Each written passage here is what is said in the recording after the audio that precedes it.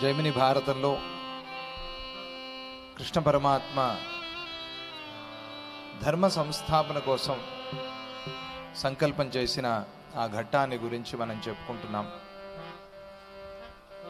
యాగాన్ని ఎందుకు ఆయన అంగీకరించాడు అనంటే, అంతటా ధర్మం నిలబడాలి. దక్షిణ భారతదేశంలో కూడా ఉండేటువంటి అవరోధాలన్నీ కూడా తొలగిపోయి ఇక్కడ కూడా ప్రజలు సుఖశాంతులతో ఆనందంగా ధర్మంగా ఉండాలి అని ఆయన సంకల్పం చేశాడు. కనుకనే యాగాన్ని చేయమని వ్యాసులు వారి మాటని ప్రోత్సహించాడు. అర్జునుడు యాగ అశ్వ సంరక్షకుడిగా బయలుదేరాడు. బభ్రువాహనుడు కలిశాడు. అక్కడ ఏం జరిగింది అనే ఘట్టాన్ని మనం చెప్పుకుంటున్నాం. వృషకేతువు ఘట్టం పూర్తి అయింది. వృషకేతు వెళ్ళిపోయాడు, కర్ణపుత్రుడు. కానీ సుధన్వుడు సురథుళ్లాగా శిరస్సు వెళ్ళలా, శిరస్సు ఇక్కడే ఉంది. ఏమైంది ఆ శిరస్సు? బభ్రువాహనుడు అన్నాడు, ఈ శిరస్సు కూడా పంపించే శివుడి దగ్గరికి, ఆయన సంతోషపడి నీకేమైనా అస్త్రాలు ఇస్తాడేమో చూసుకో అని ఒక గేలి చేశాడు. హాస్యం, వెటకారంగా వెక్కిరింతగా మాట్లాడాడు. అప్పుడు ఆ సందర్భంలో ఏమైంది అనే ఘట్టాన్ని మనం మాట్లాడుకుంటూ ఉన్నాం. ముందుగా కృష్ణ పరమాత్మని మనం ధర్మ సంస్థాపక కృష్ణ కృష్ణ, దుర్మతి ధ్వంసక కృష్ణ కృష్ణ అని గానం చేసుకుని ఆ తర్వాత ఆ కథలోకి ప్రవేశిద్దాం. జై బోలో శ్రీకృష్ణ పరమాత్మకి జై.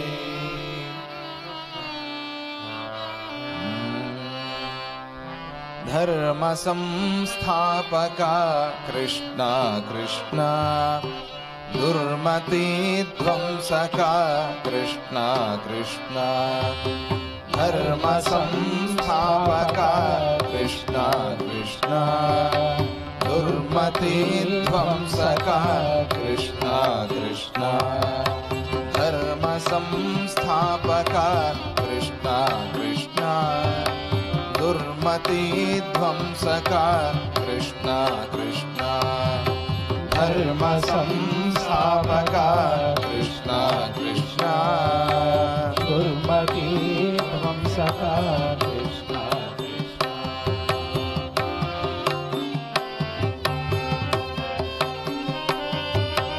లోల గోపాలిక బాలకోసి, లోల గోపాలిక బాలకోసి.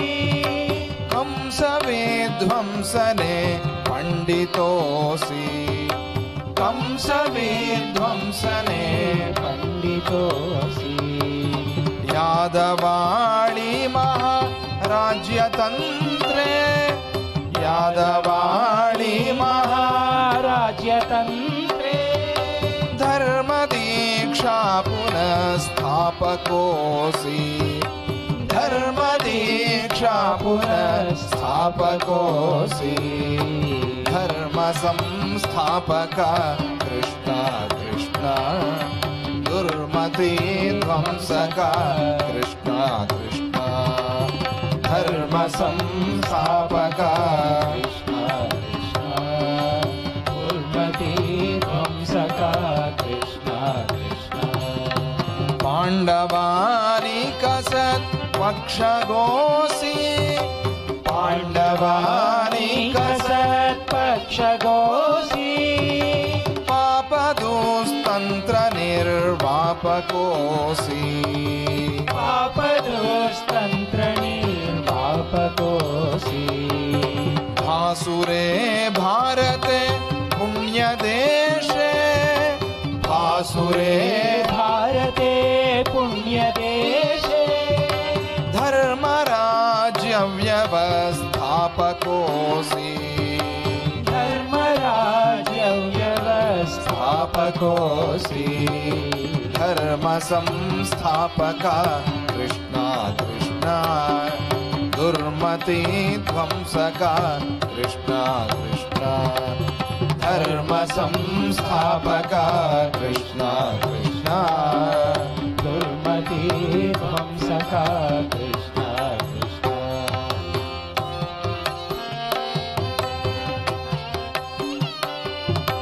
रुक्मिणी नायिका पालकोसी रुक्मिणी नायिका पालकोसी सत्यभामा सती रंजकोसी सत्यभामा सती रंजकोसी वल्लवी वल्लिका वेल्लितोसी वल्लवी वल्लिका वेल्लितोसी ब्रह्मचर्य व्रते निष्ठितो ब्रह्मचर्य व्रते निष्ठितोसी धर्म संस्थापका संस्थापका कृष्ण कृष्ण दुर्मति ध्वंसका कृष्ण कृष्ण धर्म संस्थापका कृष्ण कृष्ण दुर्मति ध्वंसका कृष्ण कृष्ण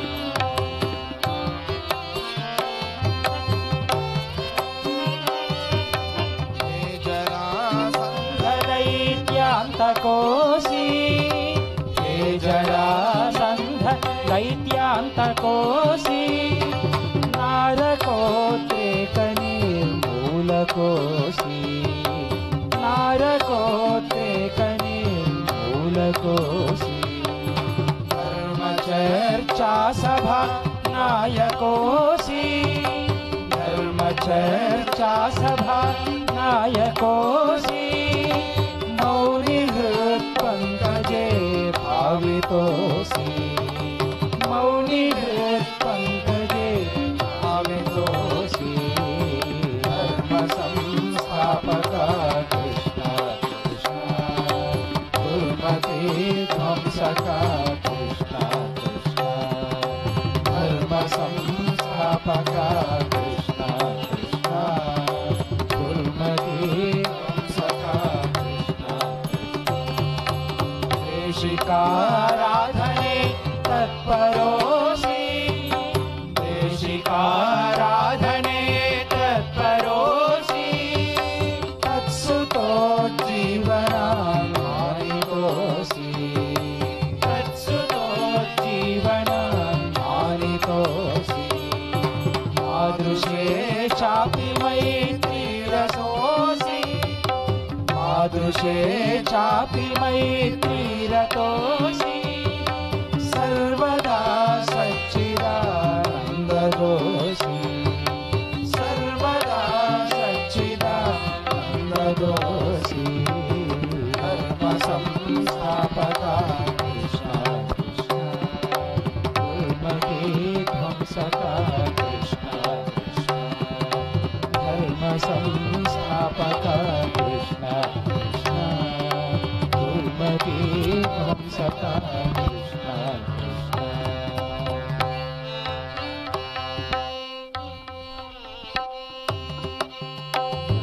कृष्ण कृष्ण धर्म संस्थापका कृष्ण कृष्ण दुर्मति ध्वंसका कृष्ण कृष्ण धर्म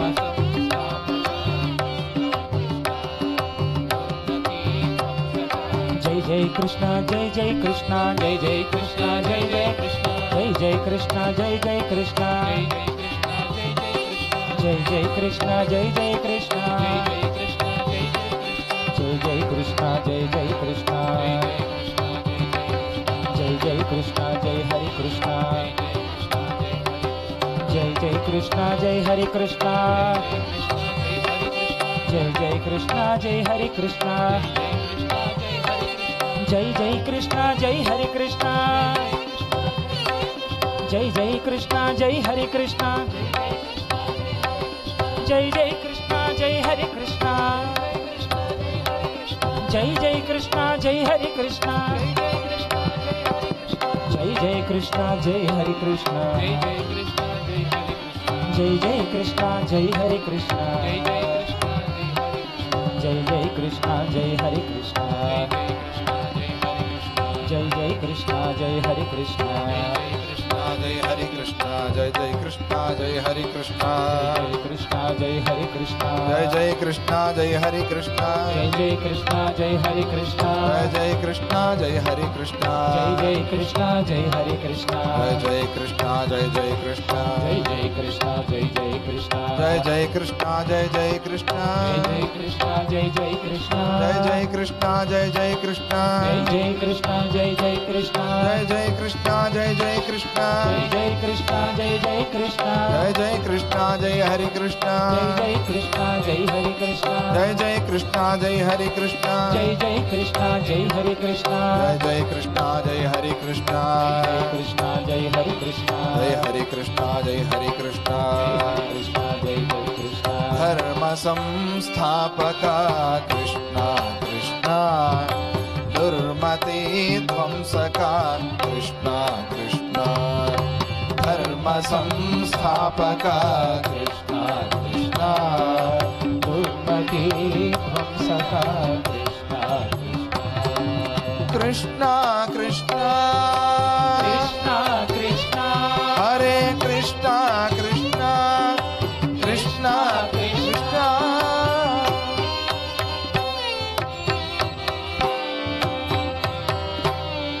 जय बोलो श्री कृष्ण परमात्मा की जय। ఈ భజనలో మొత్తం కృష్ణ చరిత్ర అంతా కూడా చెప్పారు గురుదేవులు. విశేషంగా ఈరోజు మన కథకి చాలా సంబంధించినట్టుగా ఉంది. ఇది ధర్మ సంస్థాపన కోసం ఆ కృష్ణ పరమాత్మ ఇదంతా కూడా లీల చేయిస్తున్నాడు చాలా విశేషంగా. అది ఈ లోకంలోనే కాదు, తక్కిన లోకాల్లో కూడా ధర్మ సంస్థాపన చేయిస్తున్నాడు భగవంతుడు. అది విశేషం.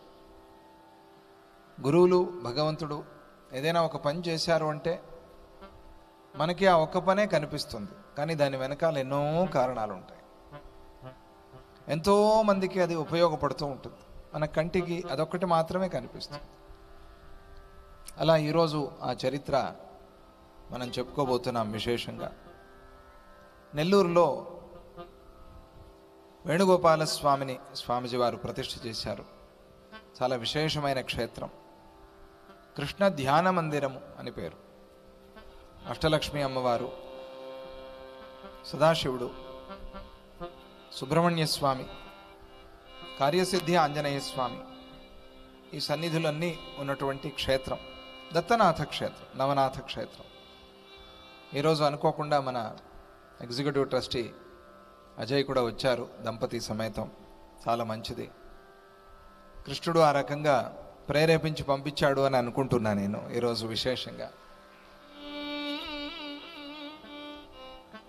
ఇక ఈరోజు కథలోకి మనం ప్రవేశిస్తే చాలా మలుపులు ఉన్నాయి ఈరోజు కథలో.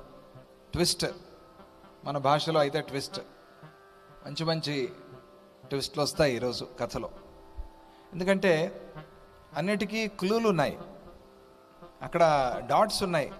వి నీడ్ టు కనెక్ట్ దెమ్. అది ఒకటి మాత్రం. ఎందుకంటే ఉలూపి నాగకన్య, అర్జునుడి శాపం వినింది. చాలామందికి అది ఒకటి మనస్సులో ఉంది. అర్జునుడికి శాపం తగిలింది, ఆవిడ వినింది.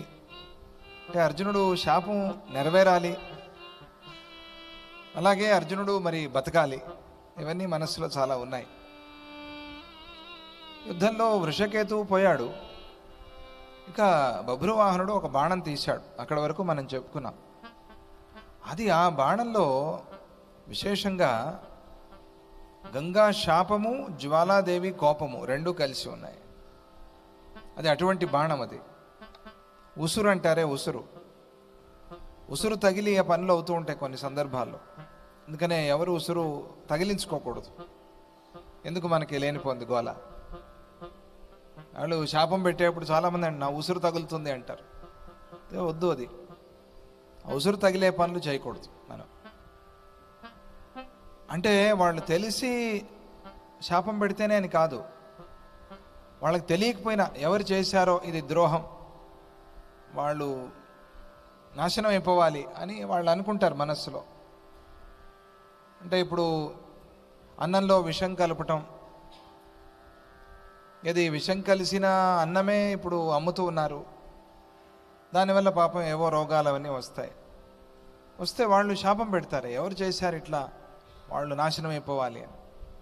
వాళ్ళు ఎక్కడో ఉంటారు, వీళ్ళు ఎక్కడో ఉంటారు, తెలియని కూడా తెలియదు ఎవరు చేశారు. వాళ్ళకే తగులుతుంది పోయేది. వాక్కుకి ఆ శక్తి ఇచ్చాడు భగవంతుడు. అందుకనే మోసాలు చేయటం, కుట్ర కుతంత్ర ఇటువంటివి మనం అసలు ఆ జోలికి పోకూడదు. కొన్ని సందర్భాల ఎవరు చూశారులే తెలియదు కదా అనమ్మ, తప్పది. ఉసురు తగిలే పనులు చేయకూడదు, మనం దూరంగా ఉండాలి.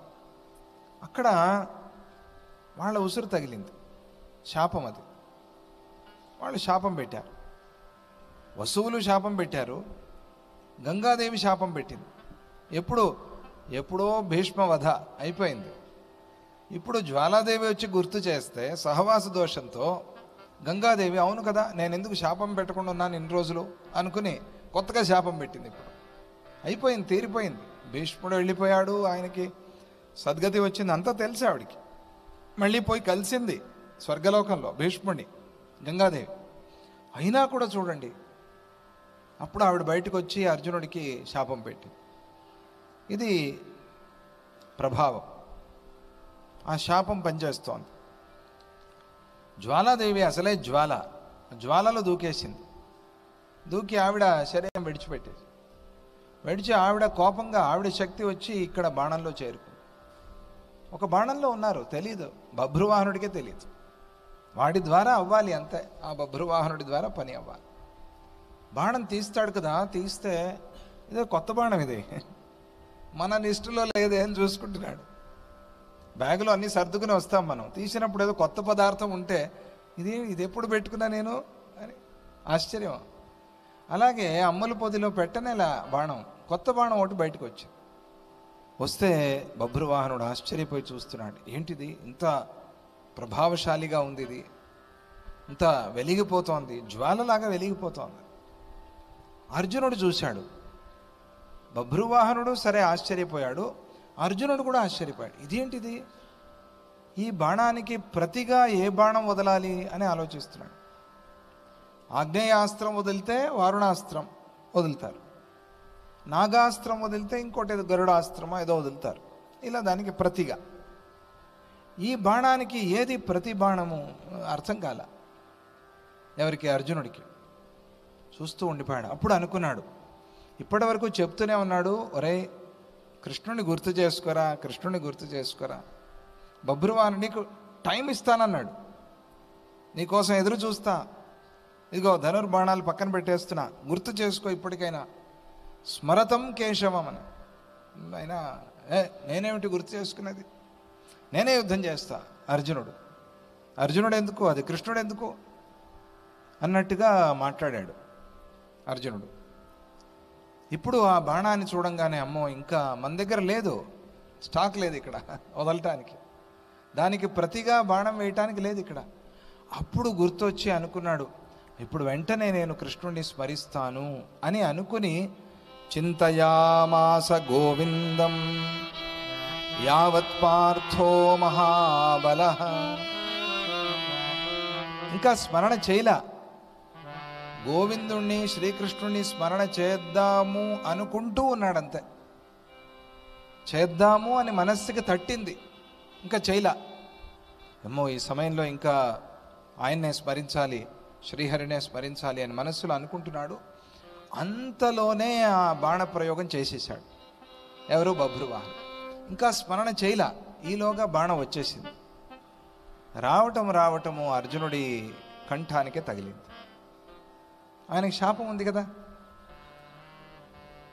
కోపం ఉంది, జ్వాలాదేవి కోపం ఉంది, వసువుల శాపం ఉంది, ఇవన్నీ ఒక్కసారికి అట్లా కలిసి వచ్చేసాయి. అర్జునుడికి అట్లా పని చేస్తున్నాయి చూడండి. అంటే మనము మంచి మార్గంలో ఉన్నా కూడా ఎవరిదైనా శాపం ఉసురు తగిలితే ఆ రకంగా కొన్ని మార్పులు జీవితంలో వస్తాయి అనేది మనం గుర్తుపెట్టుకోవాలి. అక్కడ అర్జునుడు మంచి మార్గంలోనే ఉన్నాడు, కానీ అది ఎట్లా, అందుకంటే వాళ్ళకేదో అపకారం అయింది, అవన్నీ కలిసి వచ్చాయి. ఆ బాణం వచ్చేసింది వేగంగా, వచ్చేసి అర్జునుడి కంఠానికి తగలటము, అర్జునుడి శిరస్సు ఎగిరిపోవటము క్షణాల్లో అయిపోయింది. అర్జునుడి శిరస్సు ఎగిరిపోయిందండి. జై బోలో శ్రీకృష్ణ పరమాత్మకి జై. నిన్న ఎందుకులే ఈ ఘట్టము అని చెప్పుకోలే. అర్జునుడు అంటే శ్రీకృష్ణ పరమాత్మకి చాలా ప్రియుడు, సఖా. ఆయన నువ్వే నేను అంటాడు. పాండవానాం ధనంజయ. మరి మనం అర్జునుడిని కృష్ణాష్టమి రోజు లేపేస్తే ఆయన కోపం వస్తుంది కదా. అందుకనే నిన్న మనం చెప్పుకోలే, వద్దులే. అందుకనే హరే రామ అనుకోకుండా హరే రామ వచ్చింది నిన్న, మంచిదైంది. లేకపోతే నిన్న అది కథ చెప్పాల్సి వచ్చేది, ఎట్లా కష్టం. సరే, అందుకనే ఈరోజు కృష్ణాష్టమి అయిపోయింది కాబట్టి ఈరోజు అర్జునుడు మహానుభావుడు, భగవద్గీత విన్నవాడు కదా, మనందరికీ భగవద్గీత అందించినవాడు. ఆ రోజు కొన్నిసార్లు ఏడుపు కూడా మంచిదే. ఏడుపు వస్తే ఏడు చేసేయాలని. కొన్నిసార్లు అర్జునుడు ఏడ్చాడు కాబట్టి మనకు భగవద్గీత వచ్చింది. అదే కదా, అర్జున విషాద యోగ అని. విషాదం కూడా యోగమైంది. విచిత్రం అంటే మహానుభావులు ఏడ్చినా కూడా మంచిదే అని. వాళ్ళ ఏడుపు కూడా మనకు ఉపయోగపడుతుంది. అర్జునుడు చూసి చూసి మంచి టైంలో ఏడ్చాడు.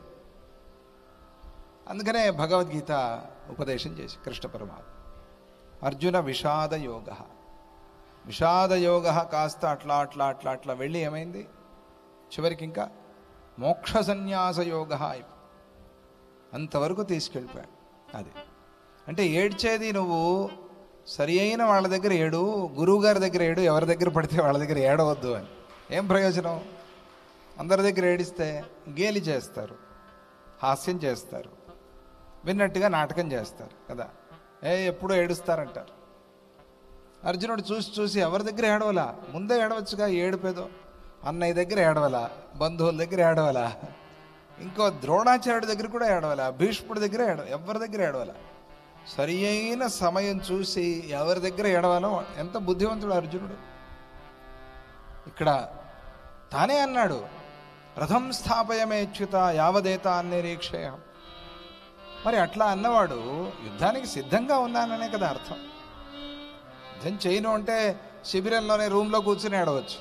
రూమ్లో ఏడవలా, ఇక్కడికి వచ్చి వీళ్ళందరూ ఇవన్నీ ఏర్పాట్లు చేసుకుంటూ ఉంటే అప్పుడు కృష్ణ పరమాత్మ సన్నిధిలో అర్జునుడు ఈ రకంగా బాధ చెప్పుకున్నాడు.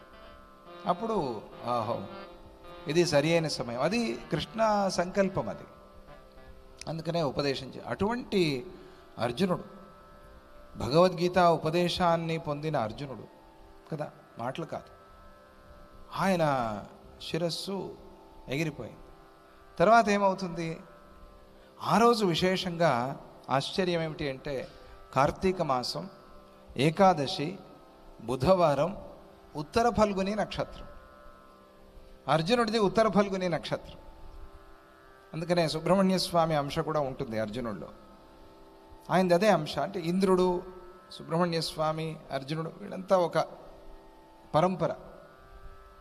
ఆయన ఉత్తర ఫల్గుని నక్షత్రం రోజే, తన నక్షత్రం రోజే అర్జునుడికి అది జరిగింది. శాప విమోచనం. అది మరణం కాదు, శాప విమోచనం.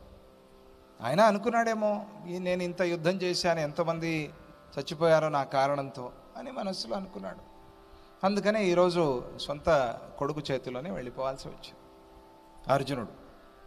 ఇంకా అర్జునుడు లేడా అయితే స్టోరీలో అని మీరు అడగవచ్చు.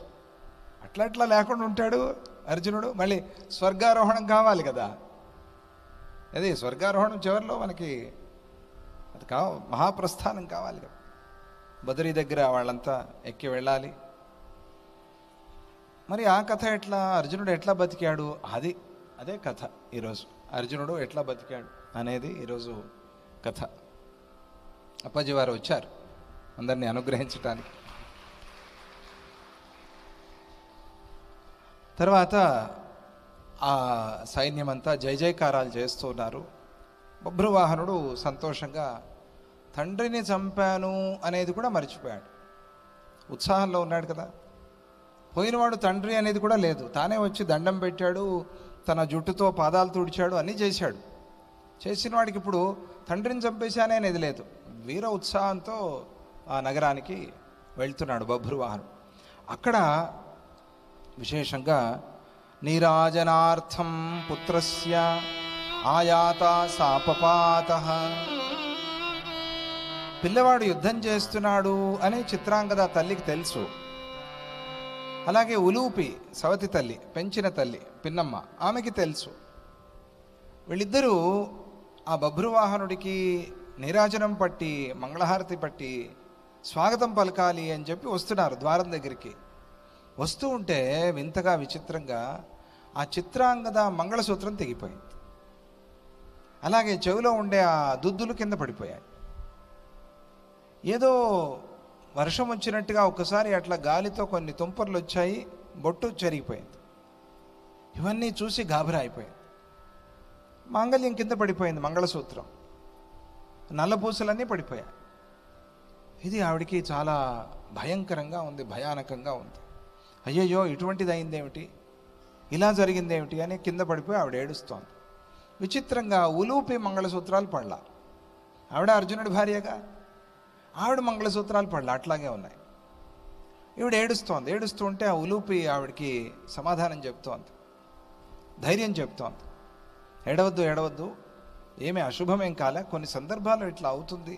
నువ్వేదో ఆ తట్ట పట్టుకున్నావు కదా, ఆ తట్ట ఏదో ఒకసారి అట్లా లాగి ఉంటుంది, నువ్వు ఆనందోత్సాహంలో ఉన్నావు, కొడుకు గెలిచి వస్తున్నాడు అని చూసుకోలా, ఏదో నీ చెయ్య తగిలి ఆ మంగళసూత్రం తెగిపోయి ఉంటుంది. సరే ఇవేమో నువ్వు సరిగ్గా థ్రెడ్ వేసుకోలేదు దుద్దులకి, అందుకనే పడిపోయి ఉంటాయి. ఇదేదో నీళ్ళు వచ్చాయి, పడ్డాయి, జరిగిపోయింది, ఏం చేస్తాం. ఇవన్నీ కొన్ని సందర్భాల్లో అట్లా జరుగుతూ ఉంటాయి. ఇలా అంతా మనం ఎక్కువగా ఆలోచించకూడదు, భయపడద్దు. ఇదిగో నేను కూడా అర్జునుడి భార్యనే కదా, నా మంగళసూత్రం అట్లాగే ఉంది, కాబట్టి అశుభమేమీ కాదు, నువ్వు ధైర్యంగా ఉండు అని ఉలూపి ధైర్యం చెప్తోంది. బభ్రువాహనుడు వచ్చాడు. వచ్చి అమ్మ పడిపోయింది, ఏడుస్తోంది. ఆవిడని ఏరుకోవడానికి కూడా సిద్ధంగా లేదు. పడిపోయో ఏదో అయిపోయింది. అమ్మ ఏమిటిది ఇట్లా ఉన్నావు, ఏం జరిగింది ఏం జరిగింది అని అంటే, ఇదిగో ఇట్లా పడిపోయాయి, ఏదో అశుభం నేను భావన చేస్తూ ఉన్నాను అని. ఆవిడికి ఎవరితో యుద్ధము ఏమీ కనుక్కోలే ఆవిడ. ఇప్పుడు వచ్చినప్పుడు బభ్రువాహనుడిని, అసలు ఎవరితో యుద్ధం చేశావు నువ్వు, ఏమిటి యుద్ధం జరిగింది అని అడిగింది. అడిగితే ఇలా ధర్మరాజు గారు యాగాశ్వం విడిచిపెట్టారు, దాన్ని కాపలా కాయటానికి అర్జునుడు వచ్చాడు, యాగాశ్వాన్ని రక్షించేందుకు రక్షకుడిలాగా. ఆ అర్జునుడికి నాకు భీకరమైన యుద్ధం అయింది, అర్జునుడిని చంపేశానమ్మా యుద్ధంలో. మూర్ఛపోయి స్పృహ తప్పి పడిపోయింది ఆవిడ. ఆవిడికి భయం అయింది. అయ్యయ్యో ఇదేమిటి, ఎంత పని చేశావు, అసలు ఈ మాట చెప్పుకోవడానికి సిగ్గుగా లేదా నీకు? నీకు చెప్పాక అర్జునుడే మీ నా అన్న అని. చిన్నప్పుడు 2 ఏళ్ళు నీ దగ్గర ఉన్నాడు కదా, మర్చిపోయావా నువ్వు? నేను చెప్పిన మాటలు మర్చిపోయావా? అసలు నీలాంటి వాడు నా గర్భాన పుట్టినందుకు నేను ఏడుస్తున్నా. అయ్యో ఇటువంటి పిల్లవాడికి జన్మనిచ్చా నేను, తండ్రిని చంపేశావు నువ్వు. చెట్లలో నిప్పు పుడుతుంది, ఎలా పుడుతుంది? చెట్లు రాసుకుని రాసుకుని పుడుతుంది. అంటే ఆ చెట్టే ఆ నిప్పుకి తల్లి తండ్రి కదా. ఏం చేస్తుంది ఆ నిప్పు? పుట్టి ఆ చెట్టునే కాల్చేస్తుంది. ఇది ఆవిడ చెప్పింది. అలాగుంది నువ్వు చేసిన పని. నువ్వేం చేశావు? ఎవరి నుంచి అయితే జన్మ పొందావో ఆ తండ్రినే చంపేశాను. ఎంత అపరాధం, ఎంత ద్రోహం. అందుకనే ప్రొద్దున్న లేవంగానే కొన్ని మనకి నియమాలు ఉన్నాయి, సంప్రదాయాలు, శాస్త్రాలు.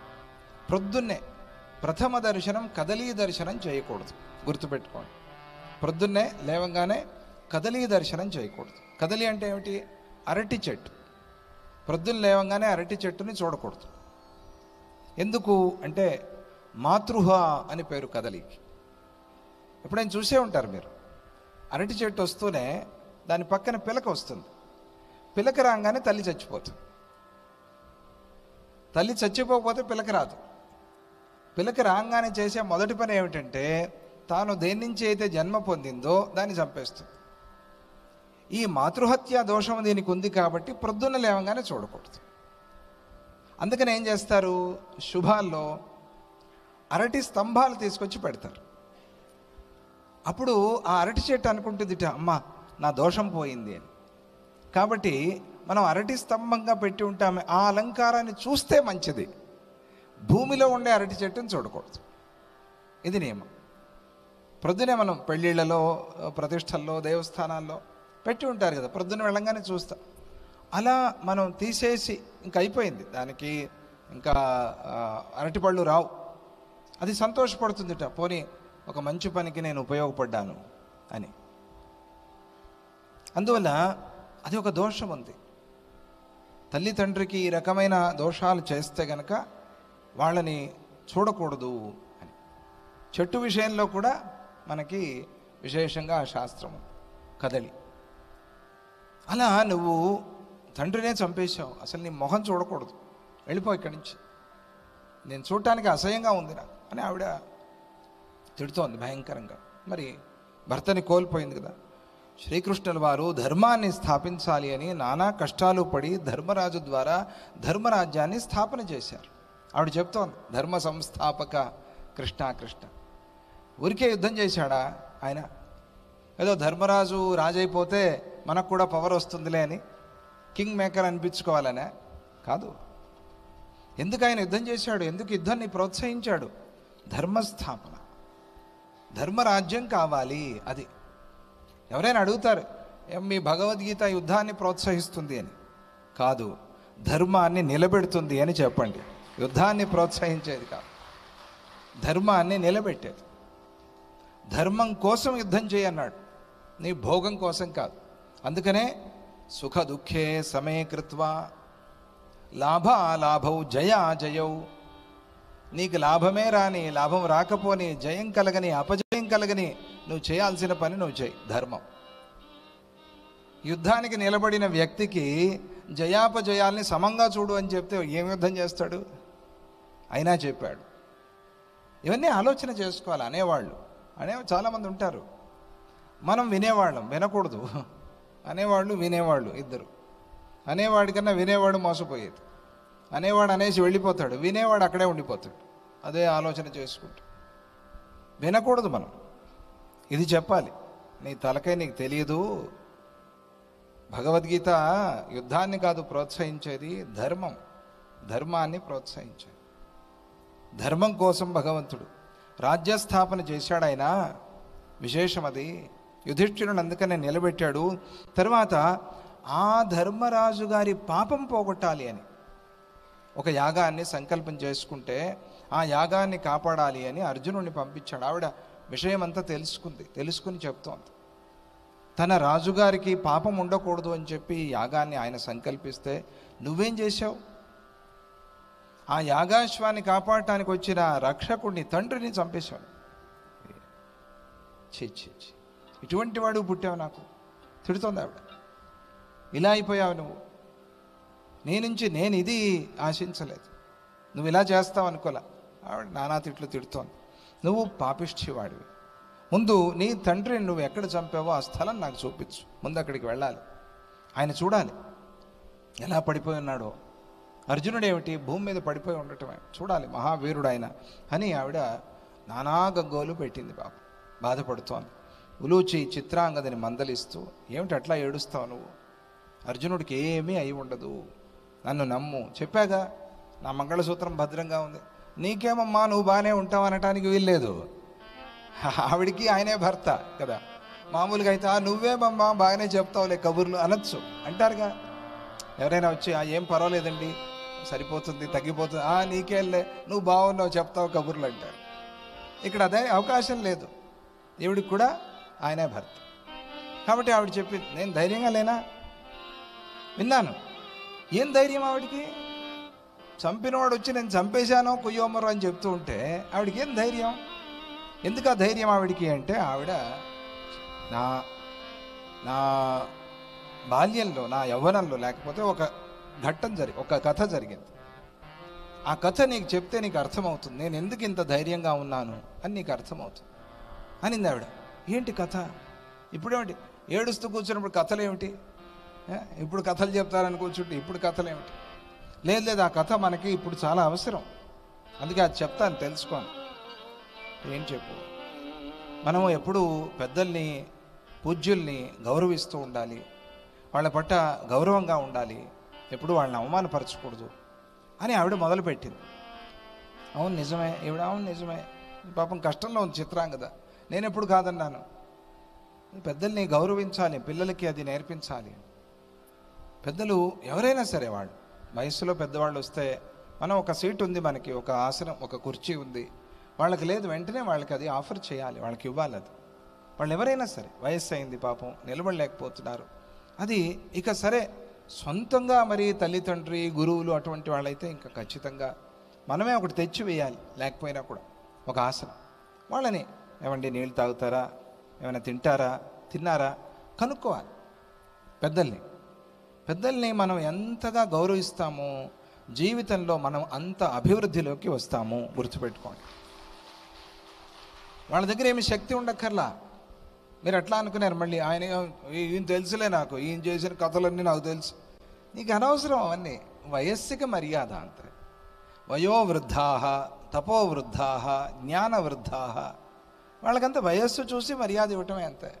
వయస్సు అయింది మరి ఏమిటో మనకి, ఎందుకు మనకి వయస్సు అయింది.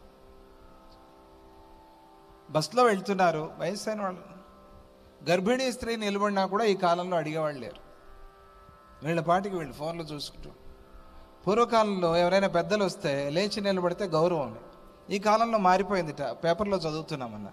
ఈ కాలంలో పెద్దలు వస్తే ఇయర్ ఫోన్ తీస్తే చాలట, గౌరవం ఇచ్చినట్టే లెక్క అని. అట్లా అయిపోయింది ఇప్పుడు. పెద్దలు ఎవరైనా వచ్చారనుకోండి, ఫోన్ చూసుకుంటూ ఉండేవాళ్ళు ఇయర్ ఫోన్ తీస్తే ఎస్ ఐఎమ్ రెస్పెక్టింగ్ యూ అని అర్థం, అంతే చాలు. ఎందుకంటే అయ్యా ఐఎమ్ లిజనింగ్ యూ అని.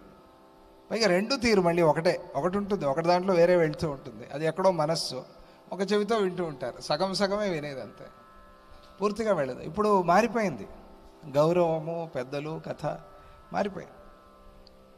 అది అందుకనే సనాతనం. 21st సెంచరీలో ఏమిటి ఇవన్నీ అనటానికి వీలు లేదు కదా. రేపు నువ్వు ముసలోడు అయితే, నువ్వు ముసలమ్మ అయితే తెలుస్తుంది 21st సెంచరీలో ఇవన్నీ అనవు. అప్పుడు నువ్వు బాధపడతావు, వయసు అయిన వాళ్ళకి మర్యాదే లేదండి అని అంటావు నువ్వే రేపు ఒక 30 ఏళ్ళ తర్వాత. అప్పుడు సనాతనం, అది సనాతనం. అప్పుడు అనాలి కదా నువ్వు 21st సెంచరీ అని అనవు. ఎందుకు? సనాతనం. అందుకనే సనాతన ధర్మం అనేది మారేది కాదు. 21st కాదు కదా, 51st సెంచరీ వచ్చినా సనాతనం సనాతనమే, అది అట్లాగే ఉంటుంది. అట్లా ఉంటేనే మనం బాగుండేది. అందుకనే పెద్దల్ని గౌరవించాలి, పూజ్యుల్ని గౌరవించాలి. అవును, కానీ నేను అట్లా చేయలే. నా వల్ల ఒక అపరాధం జరిగింది. ఒక మహర్షిని నేను అనాదరణ చేశాను, పట్టించుకోలే. అది వేరే కథ, అదంతా అనవసరం. మొత్తానికి అనాదరణ చేశాను. ఆయనకి కోపం వచ్చింది. కొంతమంది కోపం వస్తుంది, కొందరు సర్లే ఈ కాలం పిల్లలు అని సర్దుకుంటారు.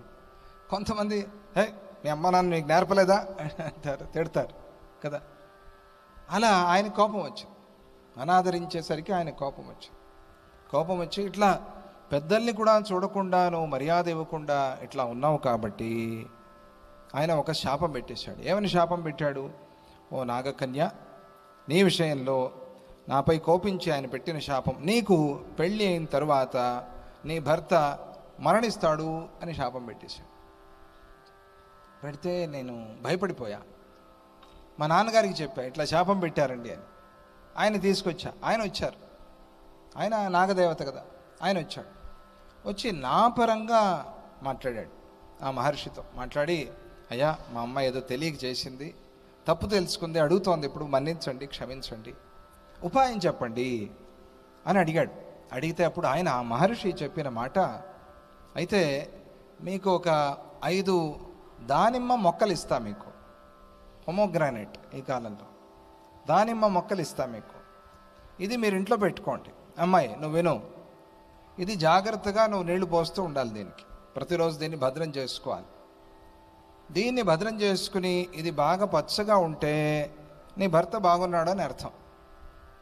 ఇది ఎప్పుడైతే మాడి మసైపోతుందో, లేకపోతే నిద్రపోతుందో, చచ్చిపోతుందో, అప్పుడు నువ్వు తలుచుకో నీ భర్త పోయాడు అని ఆ మహర్షి గారు చెప్పారు నాకు. నేను ఈరోజు ప్రొద్దున నీ దగ్గరికి వచ్చేప్పుడు చూసి వచ్చా. నేను రోజు చెక్ చేస్తూ ఉంటా, నీళ్లు పోసి ముందు బాగున్నాయా లేదా. భర్తను అడగటం మానేసి ఇప్పుడు దానిమ్మని అడుగుతుంది ఆవిడ.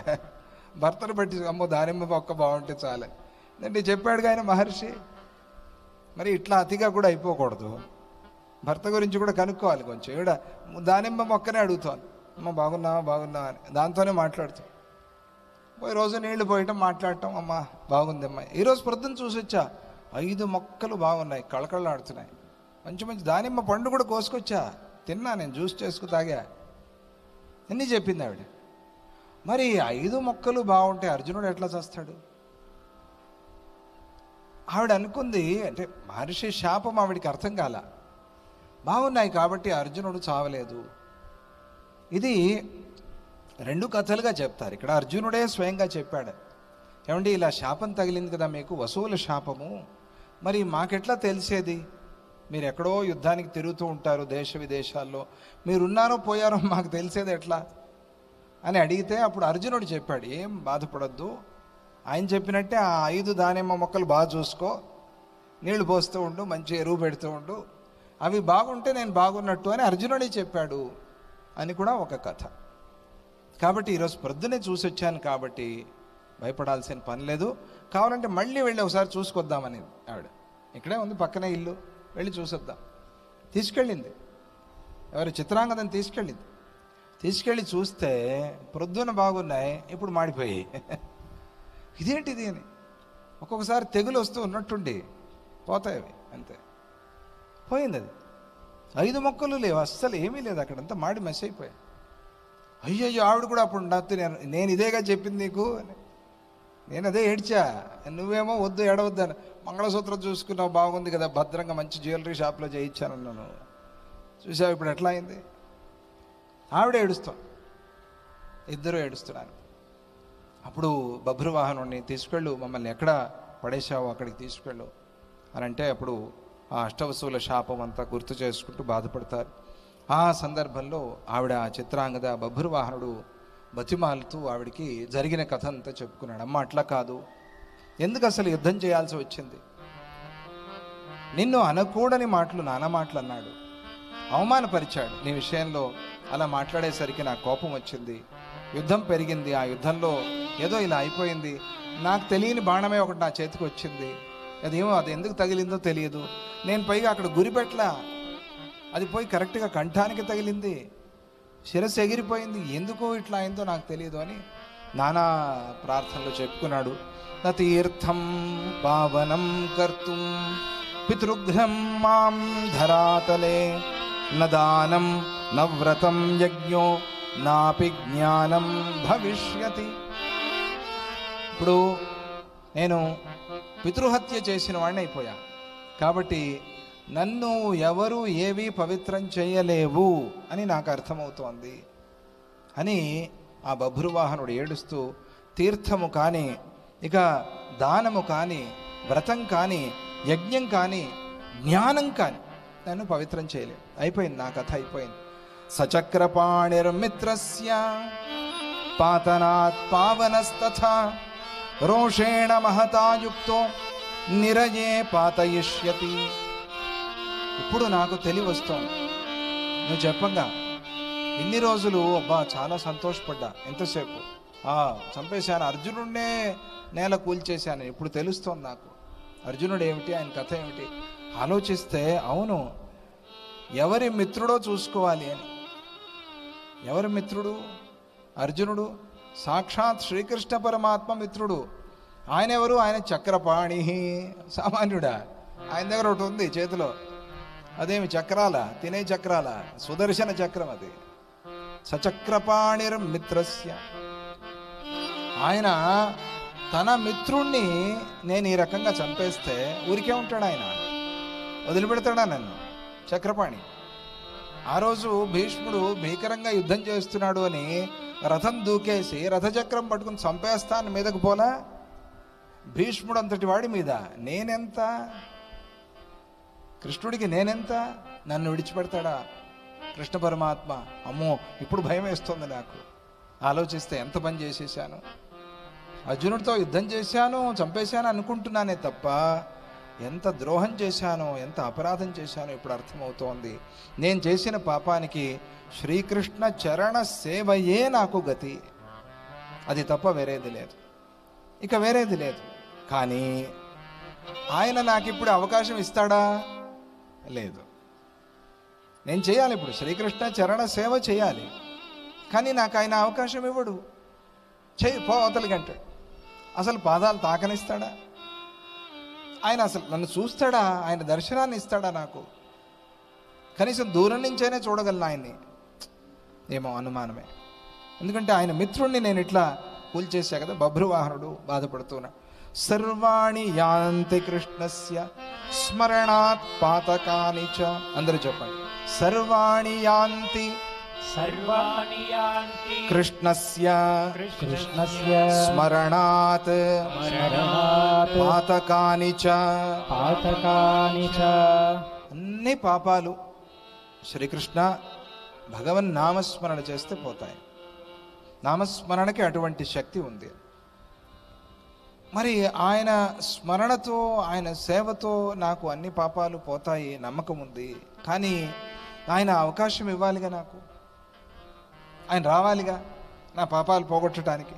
శ్రీకృష్ణ ప్రియ మిత్రుణ్ణే, అర్జునుణ్ణే నేను యుద్ధంలో చంపేశా కదా. అమ్మా, నువ్వు సహగమనం చేస్తానంటున్నావు, అర్జునుడి పాతతో నేను కూడా వెళ్ళిపోతాను అగ్నిలో అని చెప్తున్నావు. నువ్వు నీకన్నా ముందుగా నేను అగ్ని ప్రవేశం చేస్తాను, నేను చచ్చిపోతా, నేను అసలు ఉండకూడదు, నా వల్లే ఇదంతా జరిగింది, అదే నాకు తగిన ప్రాయశ్చిత్తం అని మంత్రిని పిలిచేశాడు. పిలిచి చితి పేర్చే అన్నాడు.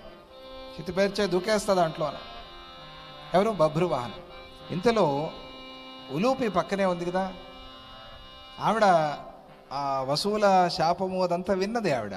ఇప్పుడు ఆవిడ పాత్ర అవసరమైంది. ఎట్లా ఉంటుంది చూడండి, లింక్ అద్భుతం. కావ్యం, కావ్యరసం అంటే అది. ముందు ఆ పరిచయం చేశారు మనకి, ఉలూపి నాగకన్య, శాపం కూడా చెప్పారు. తర్వాత దాన్ని ఇప్పుడు ఆ చిక్కుముడి ఇప్పుడు విడిపిస్తారు. ఆ ఉలూపి ముందుకు వచ్చి, ఇప్పుడు ఇది కాదు నువ్వు చేయాల్సింది, నువ్వు వెళ్ళి అగ్నిలో దూకేసి ఆవిడ వెళ్ళి అగ్నిలో దూకేసి, ఇది కాదు కదా మనం చేయాల్సింది. మనం ఏదైనా ఆలోచన చేయాలి. ఇప్పుడు ఏదైనా ఉందా? ఏముంది? బభ్రువాహనుడు అంటే ఏముంది? చచ్చిపోయిన వాళ్ళు మామూలుగా చావటం కాదు కదా, ఏదో ఐసీయూలో పెట్టేసి బతికిస్తామంటే కాదు కదా. తలకాయ ఎగిరిపోయింది, ఇక్కడ ప్రాణాలు లేవు, అక్కడ ఎట్లా బతికిచ్చేది అని. అప్పుడు నీకు శక్తియుక్తులు ఉంటే గనక నీ తండ్రిని బ్రతికించే ఒక ప్రయత్నం చేయి ఆవిడ ఉలూపు చెప్తుంది. ఆ మాటలకి బభ్రువాహనుడు ఒక రకంగా నిరాశగా నవ్వాడు. కొన్నిసార్లు నిరాశగా నవ్వుతారు, సర్లే చెప్పొచ్చావులే అని. ఆ రకంగా నవ్వాడు, నిరాశగా నవ్వి, అమ్మా నువ్వు ఇన్ని రోజులు నన్ను పెంచావు, ఆ మర్యాదతో ఆ గౌరవంతో మాట్లాడుతున్నా, అసలు నువ్వేం మాట్లాడుతున్నావు తెలుస్తోందా? మా అమ్మే నయం కొంచెం, నువ్వు అయితే పూర్తిగా పిచ్చెక్కినట్టే ఉంది నీకు. ప్రయత్నం ప్రయత్నం అంటున్నా, ఏం ప్రయత్నం చేయాలి? పోయిన వాళ్ళని, తల తెగి పడిపోయిన వాళ్ళని ఎట్లా అమ్మ బతికిచ్చేది? నీ దగ్గర కొన్ని మణులు ఉన్నాయి నాకు తెలుసు. అప్పుడు ఆ సైన్యాన్ని తీసుకెళ్ళి విశల్యకరణి ఇవన్నీ చేసిందిగా, తెగిపోయిన చేతులు కాళ్ళు అతికించటము, ఎముకలు విరిగిపోతే ఇవన్నీ చేశావు, బాగానే ఉంది. కానీ నీ దగ్గర ఉండే మణులకి, ప్రాణాలు పోయిన వాళ్ళకి ప్రాణాలు ఇచ్చే శక్తి ఉంది అని నేను నమ్మటంలా, నాకు తెలియదు. ఉందా నీ దగ్గర అటువంటి మణి? లేదు నా దగ్గర. మరి ఎట్లా బతికిస్తావు? ఉన్నదానివి నువ్వు ఒక్కతివే, కొంచెం ఏదో శక్తి ఉన్నదానివి నువ్వు ఒక్కతివే, నీకు అంత శక్తి లేదు, మరి ఎట్లా బతికేది ఇప్పుడు? అర్జునుడు, ఏం చెప్తున్నావు, నువ్వు ఎందుకు మాట్లాడుతున్నావు అంటే, అప్పుడు ఉలూపి, నాయనా నువ్వు చెప్పింది నిజమే, చాలా బాగా ఆలోచన చేసి చెప్పావు. అర్జున వారు బతకాలి అంటే ఒక ఉపాయం ఉంది. ఏమిటది? దాన్ని నేను కనుక్కున్నాను ఆయన. అదేమిటి అంటే, మాది ఈ లోకం కాదు, పాతాళ లోకం. అందుకే చెప్పింది, భూలోకంలోనే కాదు పాతాళ లోకంలో కూడా ధర్మస్థాపన చేయాలి అని శ్రీకృష్ణ పరమాత్మ యొక్క సంకల్పం. అది నెరవేరబోతోంది ఇప్పుడు. అందుకోసమే దానికి నాంది ఇది. మాది పాతాళ లోకం, మేము అక్కడి నుంచే వచ్చాం. ఇవన్నీ పుట్టల్లో ఉండేవిగా పాములు, కింద అప్పుడప్పుడు పైకి వస్తాం.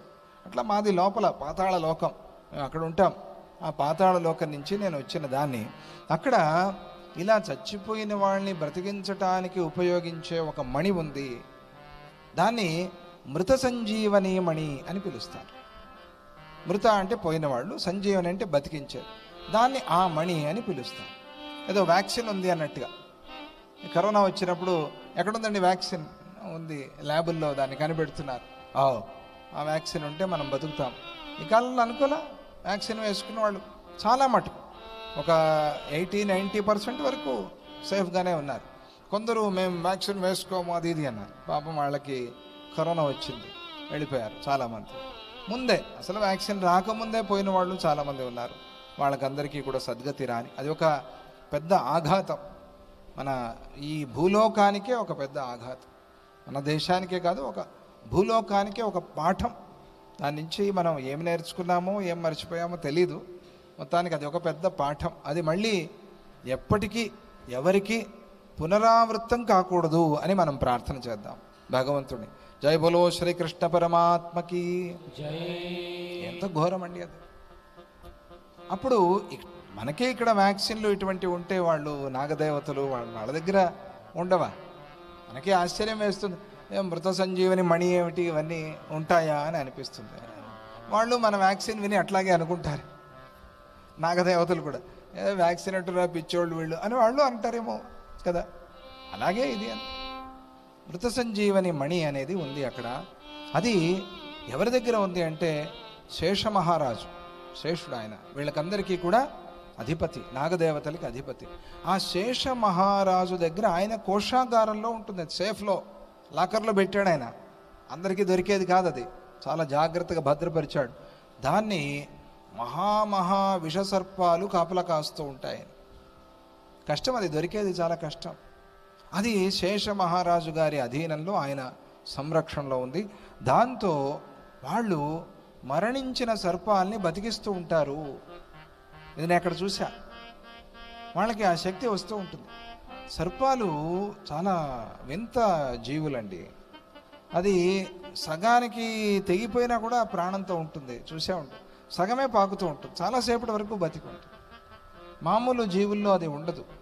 కొంచెం ప్రాణశక్తి అనేది సర్పదేవతల్లో బాగుంది. అందుకనే ఆ ప్రాణశక్తి కోసము సర్పదేవతల్ని ప్రార్థన చేస్తాం.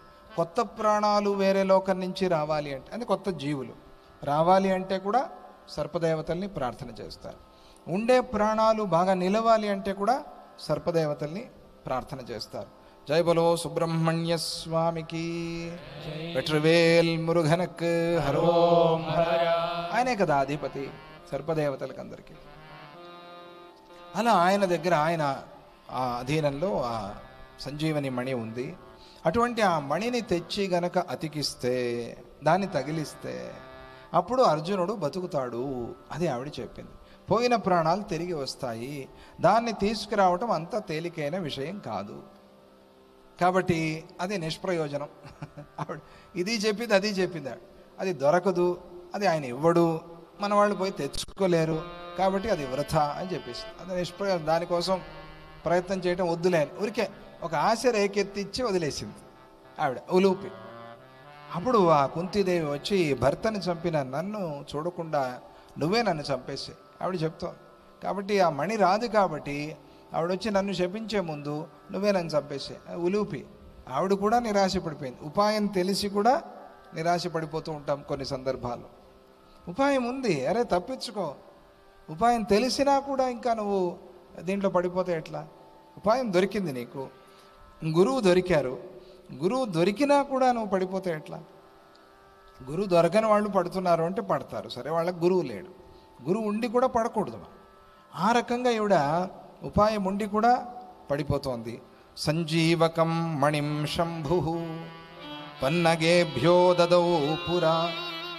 ఎవరిచ్చారు వాళ్ళకి ఆ మణిని అని అంటే శివుడిచ్చాడు. శివుడి నుంచి వచ్చింది అది, ఆ మణి సంజీవని మణి. అది మృత సంజీవని విద్య అని శివుడి మంత్రం. అది ఆ మంత్రాన్ని చేస్తే చాలా విశేషం. అది సౌభాగ్య విద్య చేసి మృత సంజీవని విద్య చేయాలి. చేస్తే అది చాలా ఫలాన్ని ఇస్తుంది. అటువంటి వాళ్ళ దగ్గర విశేషమైన శక్తి ఉంటుంది. ప్రాణాలు, పోయే ప్రాణాలు నిలవటానికి వాళ్ళ వాక్శక్తి, మంత్రశక్తి పనిచేస్తుంది. ఆయన ఇచ్చాడు, అది ఆ శివుడు ఇచ్చాడు. ఆ మంత్రాన్ని, ఆ మణిని వాళ్ళకి ఇచ్చాడు. భీతేభ్యో వైనతేయాచ్చ తం మణిం జీవరూపిణం నతే దాస్యంతి పార్థాయ తస్మాచ్చోచామి పుత్రక. వాళ్ళు గరుత్మంతుడికి భయపడి శివుడి కోసం తపస్సు చేశారు. చేస్తే అప్పుడు శివుడు వాళ్ళకి ప్రత్యక్షమయ్యి, మీకు ఇంకా గరుత్మంతుడి నుంచి భయం లేదు, ఈ మణి పెట్టుకోండి. ఇది సూక్ష్మం. సర్పాల్ని, అన్ని సర్పాల్ని గరుత్మంతుడు పైనుంచి గరుత్మంతుడు గ్రద్ద వచ్చి అటాక్ చేయదు, గమనించే ఉంటారు. అన్ని సర్పాల్ని అటాక్ చేయదు అది. కొన్నిటికి విశేషమైన శక్తి ఉంది. వాటి దగ్గర ఉండే వాసన కానీ, వాటి రంగు కానీ, కొన్ని ఉన్నాయి సర్పాలు, వాటి విశేషమైన లక్షణం. అట్లా మీకు ఆ గరుత్మంతుడి వల్ల భయం ఉంది కదా, ఇక మీద ఈ భయం ఉండదు, దీన్ని మీరు దగ్గర పెట్టుకోండి అని శివుడు వాళ్ళ సంరక్షణ కోసం ఇచ్చాడు. నాగజాతి నిలవటానికి శివుడు ఇచ్చాడు అది. అందుకనే ఆయన అన్ని వేసుకుని ఉన్నాడు, శివుడు అలంకారం చేసుకుని ఉన్నాడు. మొత్తం అంతా ఆయన ఉంగరాలు సర్పాలే, చిన్నవి చిన్నవి. ఆయన కుండలాలు సర్పాలే, అక్కడ కూడా చిన్నవి ఇట్లా వచ్చి ఉంటాయి. ఆయన కంఠాభరణము సర్పం. ఆయన జుట్టు కట్టుకోవాలి కదా, ఏది మనం ఈ కాలంలో రిబ్బను, ఆయన అదే రిబ్బను దాన్నే కట్టేశాడు, పైనకి వచ్చి ఇట్లా ఉంటుంది అది. శివుడు ఇంకా కటి సూత్రం, అది కూడా ఆయన యజ్ఞోపవీతంలో అది సర్పమే. కాళ్ళకి నూపురాలు అది సర్పమే, కాళ్ళకుండే ఉంగరాలు అది సర్పమే. సర్వము ఇట్లా సర్పాలంకారం చేసుకుని ఉన్నాడు. భుజకీర్తులు అది సర్పమే. ఇట్లా ఉన్నాడు ఆయన శివుడు. ఆయన ఈ సర్పాలంటే చాలా ఇష్టం ఆయనకి. ఆయన వీళ్ళకి ఇచ్చాడు కాబట్టి అది వాళ్ళు బహుశా ఇప్పుడు నీకు ఇవ్వకపోవచ్చు, మనకు అది దొరక్కపోవచ్చు. వాళ్ళు ఎందుకు ఇస్తారు? మానవుడు బతకాలి అంటే సర్పాలు ఎందుకు ఇస్తారు? చూసుకుంటారుగా, మాకేమైనా ఓటు వస్తుందా అని చూస్తారే ఈ కాలంలో. ఎందుకు చేయాలి మేము, మాకు ఓటు వస్తుందా అంటారు కదా ఈ కాలంలో చాలామంది. ఓటు వస్తేనే చేస్తారు చాలామంది. అలా వాళ్ళు చూస్తారు, మాకేం ప్రయోజనం, మానవ లోకంలో ఎవరో చచ్చిపోతే మాకేమిటి అని వాళ్ళు పాతాళ లోకవాసులు, నాగలోకవాసులు వాళ్ళు ఇవ్వకపోవచ్చు. వాళ్ళ నుంచి ఇది మణి దొరక్కపోవచ్చు. అది శేష మహారాజు సంరక్షణలో ఉంది. నీ తల్లిని చంపేసేయాలి, ఎందుకంటే నీ తల్లి నా సఖి, మమ్మల్ని ఇద్దరినీ కూడా చంపేసే. ఉలూపి చెప్తాం, ఎట్లాగో దొరకదు మణి కాబట్టి మమ్మల్ని ఇద్దరినీ కూడా చంపేసి మేమిద్దరం పోతాం, అప్పుడు నువ్వేం చేసుకుంటావు చేసుకో, సుఖంగా ఉండు. ఆవిడికి కోపం వచ్చింది. ఇప్పుడు మరి భర్తను చంపితే కోపం రాదు. శివుడి నుంచి ఈ మణిని వాళ్ళు పొందారు. అప్పుడు శివుడు అన్నాడు, దీన్ని అయోగ్యులకి ఉపయోగించరాదు, అయోగ్యుల్ని రక్షించడానికి బ్రతికించడానికి దీన్ని ఉపయోగించకండి, యోగ్యులైన వాళ్ళకి ఇవ్వకుండా ఉండద్దు అని కూడా చెప్పాడు శివుడు. చాలా మంచిది, ఇస్తూ మంచిగా ఉపయోగించు. నీకు వచ్చిన ధనాన్ని సద్వినియోగం, సత్పాత్ర దానం చేయి. ఎవరికి పడితే వాళ్ళకి ఎట్లా ఇస్తే కష్టం అవుతుంది. వాడు పోయి ఏదో చేయరాని పని చేస్తే అది ఎవరికి దోషం, పాపం మనకే వస్తుంది, వాడికి ఎందుకు. అందుకని అపాత్ర దానము అనేది అది అదానం కిందకే లెక్క. అపాత్రుడికి దానం చేస్తే నువ్వు దానం చేయనట్టే లెక్క. అపాత్రుడికి దానం చేస్తున్నావు, చేయకూడదు. చెడుకి దానం చేయకూడదు, మంచికి దానం చేయాలి. అందుకనే ఎవరైనా యోగ్యులైన వాళ్ళు సత్పాత్రులు వస్తే మాత్రం వాళ్ళకి దీన్ని ఇచ్చి కాపాడండి. ఆయన కూడా ఒక నియమం, షరత్తు పెట్టాడు ఆయన శివుడు వీళ్ళకి ఆ మణిని ఇస్తున్నప్పుడు. అటువంటి ఆ సంజీవని మణిని ఇప్పుడు నా పెదనాన్నగారు ఆయన శేష మహారాజు, ఆయన దాన్ని కాపాడుతూ ఉన్నాడు. దాన్ని చాలామంది కాపలా కాస్తున్నారు అని అంటే అప్పుడు బభ్రువాహనుడు ఏమిటి వాళ్ళని బతిమాలేది, వాళ్ళ మీద యుద్ధం చేస్తానన్నాడు. ఇంకా అది తగ్గల, ఆ యుద్ధము ఆ ఊపు తగ్గల. మేము వాళ్ళేమిటి బతిమాలేది, వాళ్ళని చంపేసి నేను తీసుకొచ్చేస్తాను. కిమిదం భాషసే మూఢ, పిచ్చెక్కిందా నీకంది ఉలూపి. అందరి మీద యుద్ధాలు. వాళ్ళు అట్లా యుద్ధాలు చేసి గెలిచేవాళ్ళు కాదు. వాళ్ళు నాగదేవతలు అంటే సామాన్యమా? కిమిదం భాషసే మూఢ పౌరుషం మణి సంగ్రహే మహావిషాన్ పన్నగేంద్రాన్ కథం తానవమన్యసే. వాళ్ళని అవమానపరుస్తూ మాట్లాడుతున్నాను. నాగదేవతలు అంటే సామాన్యమా? వాళ్ళు మహావిషధరులు. వాళ్ళు అటువంటి వాళ్ళని నువ్వేం చేస్తావు? వాళ్ళ మీద యుద్ధం చేసి ఎట్లా గెలుస్తావు? ఇది నువ్వు మాట్లాడింది మహాపరాధం. ఇది తొందరపడితే అయ్యే పని కాదు.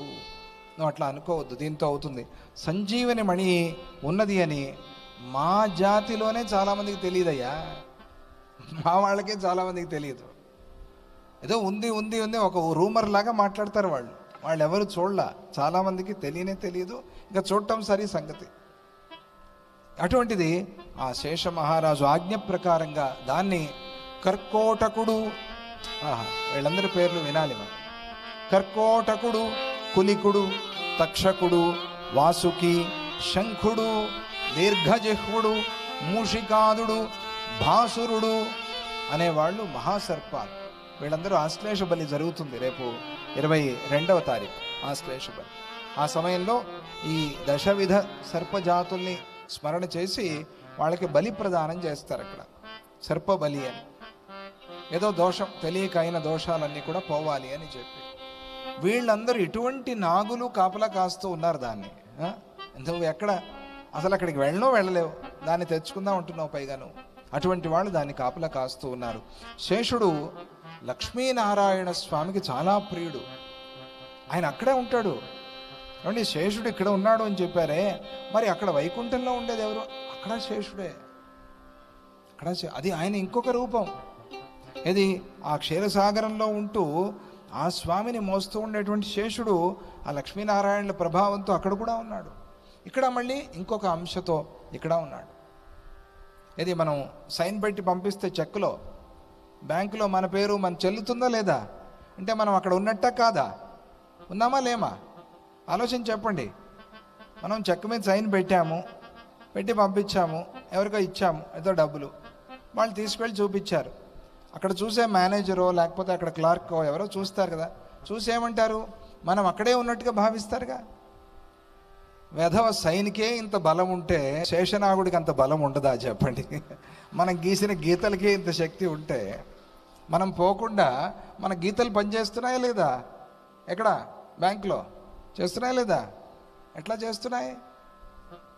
ఎలా చేస్తున్నాయి? అంతే.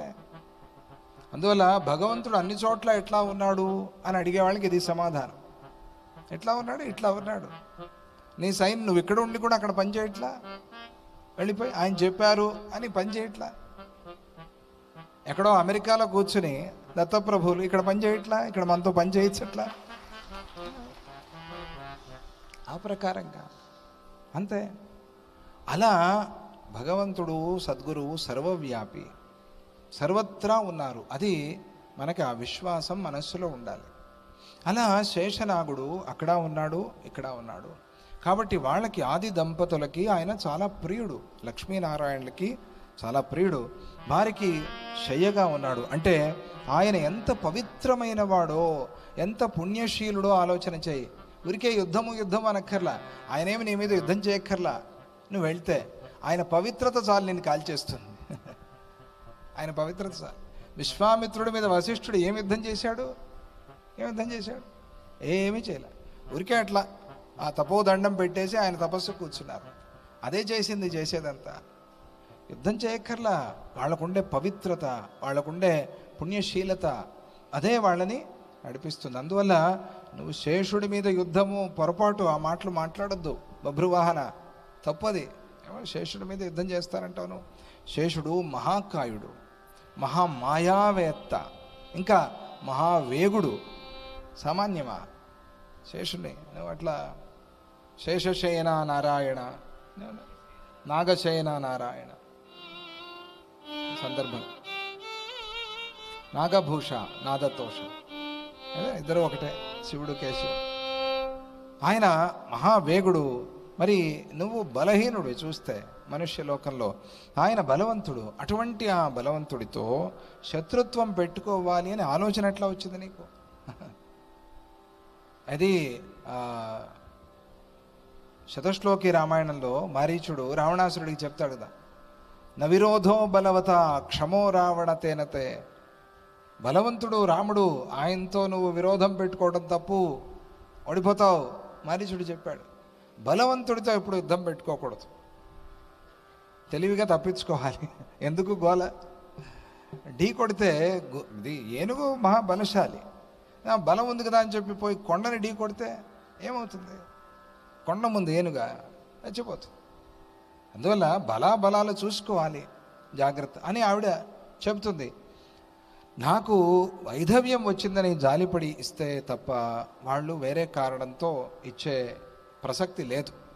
ఏదో నా మీద జాలితో వాళ్ళు ఇవ్వాలి, లేకపోతే దాన్ని తీసుకురాలేవు. నువ్వన్నావు యుద్ధం చేసి పరాక్రమంతో, అది మాత్రం సాధ్యం లేనేలేదు అన్నప్పుడు దానికి ఆ బభ్రువాహనుడు ఆనందించాడు. అమ్మయ్య, ఇదైనా ఒక ఉపాయం ఉంది కదా, నా కోసం ఇస్తారేమో అని అన్నావు కదా, పోనీ అదైనా చాలు అని నేను శివుణ్ణి ఎదిరించిన వాడినే చంపేశాను. ఎవరు? కిరాతార్జునీయం. అర్జునుడు కిరాత రూపంగా శివుడితో యుద్ధం చేసి గెలిచాడు కదా. కనుక నాకు దయాదాక్షిణ్యాలు ఏమిటి? యుద్ధం చేస్తానని పోతూ ఉంటే నాకు ఇవన్నీ మంత్రపన్నాలు చెప్తున్నావు నువ్వు అని.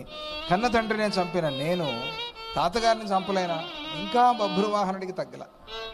ఇప్పుడు శేషనాగుడు అంటే తాతే కదా, తండ్రిని చంపినట్టుగానే తాతని చంపేస్తా. శేషుణ్ణి ఆయన్ని చంపేస్తా. ప్రగల్భాలు పలుకుతున్నాడు. మీ లోకంలో వాళ్ళ తలలన్నీ కూడా చిన్నాభిన్నం చేసి ఆ మణుల్ని లేదా మణిని పట్టుకొచ్చేస్తా, ఎవరిని లెక్క చేయకుండా ఆ రత్నాన్ని సంపాదిస్తా. ఇది బభ్రువాహనుడు చెప్పి చాలా ప్రగల్భాలు పలికాడు. ఆ మాటల్ని విని ఉలూచి ఆ బభ్రువాహనుడిని మందలించి శాంతపరుస్తూ చెప్పిన మాటలు చాలా మంచి మాటలు. అవి చాలా ఉపయోగకరమైన మాటలు పిల్లలకి పెద్దలకి అందరికీ కూడా. ఏమంటుంది? బుద్ధ్యా భవేద్వై యత్కార్యం తద్బలేన న జాయతే. దేన్ని నువ్వు బుద్ధి బలంతో సాధించుకోగలవో అక్కడ బలప్రయోగం చేయకూడదు. తిరుగుతుంది, పట్టుకుని తిప్పక్కర్లా. అదే అండి, నాకు బలం ఉంది రాత్రంతా తిప్పుతూ ఉంటాను అక్కర్లా, స్విచ్ వేస్తే తిరుగుతుంది, అంతే కదా. బుద్ధితో అయ్యే పనులు బలంతో ఎవరు చేస్తారు? పిచ్చి పని కదా.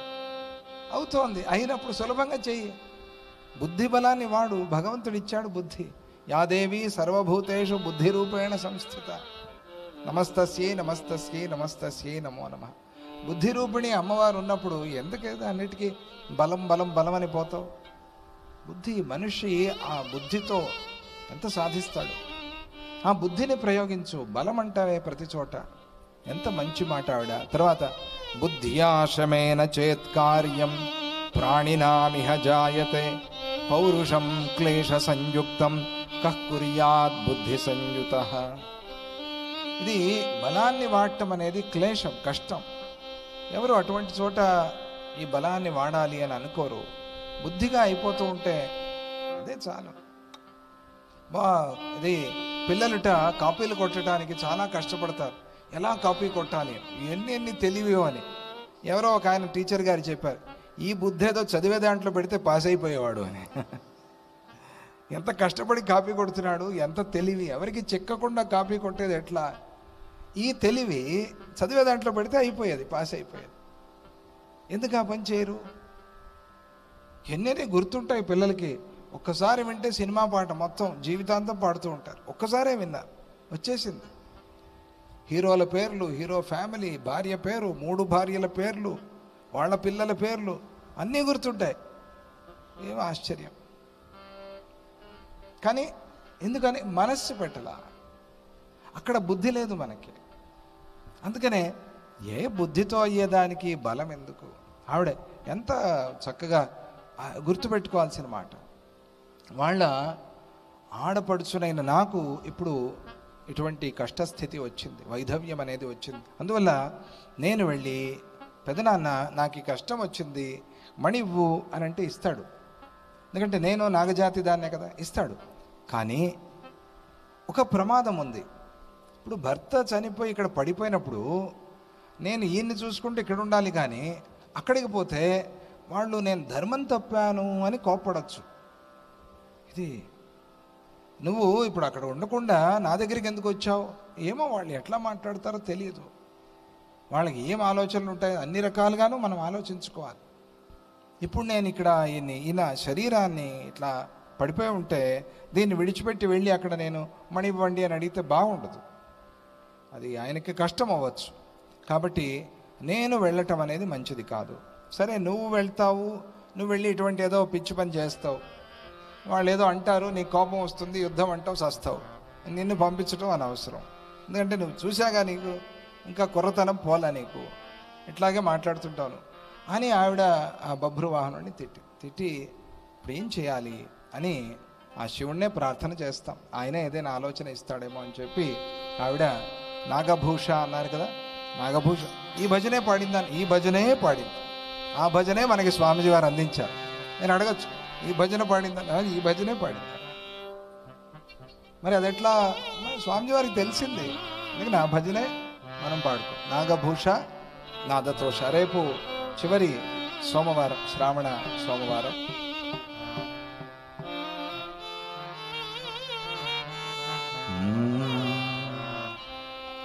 నాగభూష నాదతోష నటితరోష నమక భాష.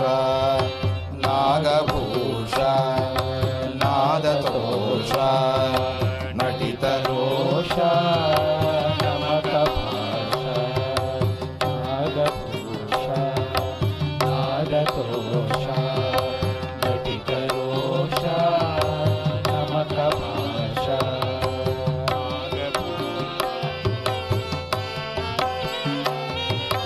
త్రిపురనాశ ధీమహి త్వా.